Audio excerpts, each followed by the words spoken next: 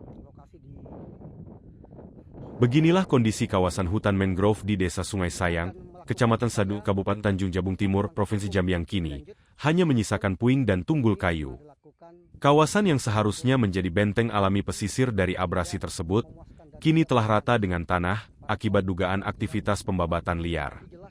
Meski garis penyegelan dari Dinas Lingkungan Hidup Tanjung Jabung Timur telah terpasang di lokasi sejak 2022 lalu, warga dan aktivis menyayangkan dugaan lambannya tindakan lanjutan dari pihak berwenang. Aktivis lingkungan hidup, Ari Suryan, menegaskan bahwa tindakan hukum saja tidak cukup. Ia berharap pemerintah segera melakukan langkah nyata berupa penanaman ulang atau rebesasi mangrove di kawasan tersebut, agar ekosistem pesisir tidak semakin hancur.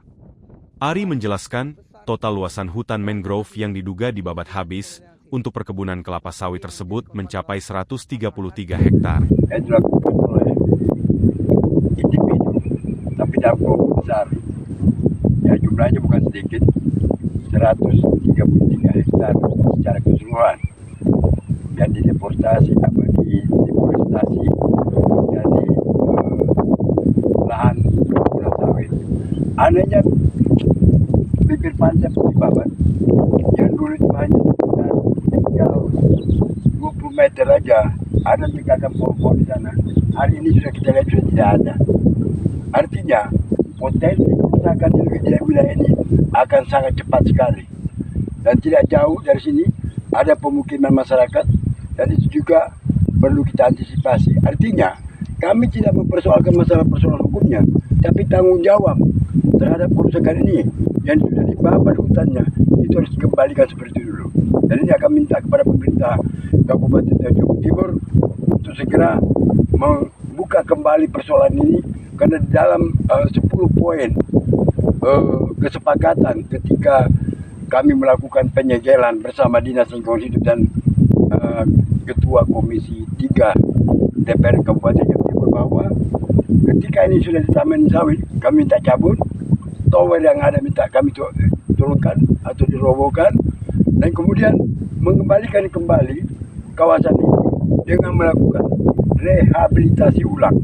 Ya, artinya apa? Artinya kita menjaga sempadan pantai.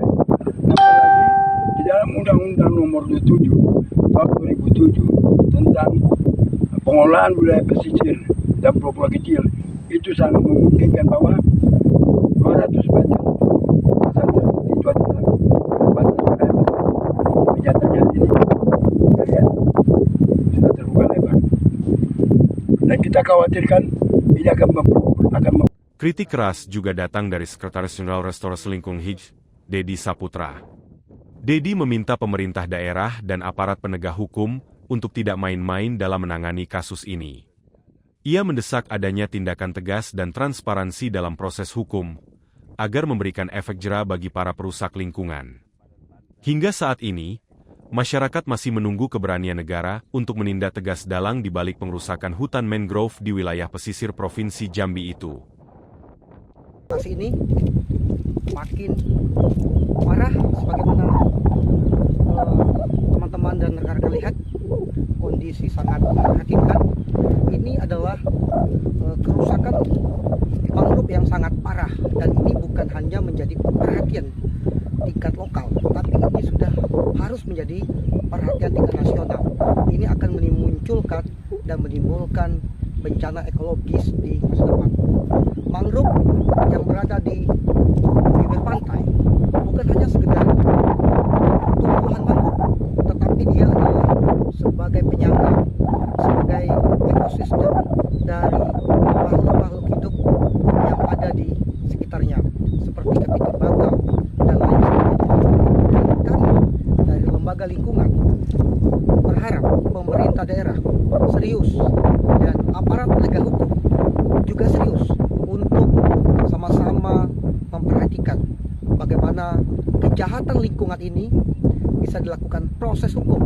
Supaya apa? Supaya ada efek jera dan membuktikan bahwa negara betul-betul serius dalam melindungi lingkungan.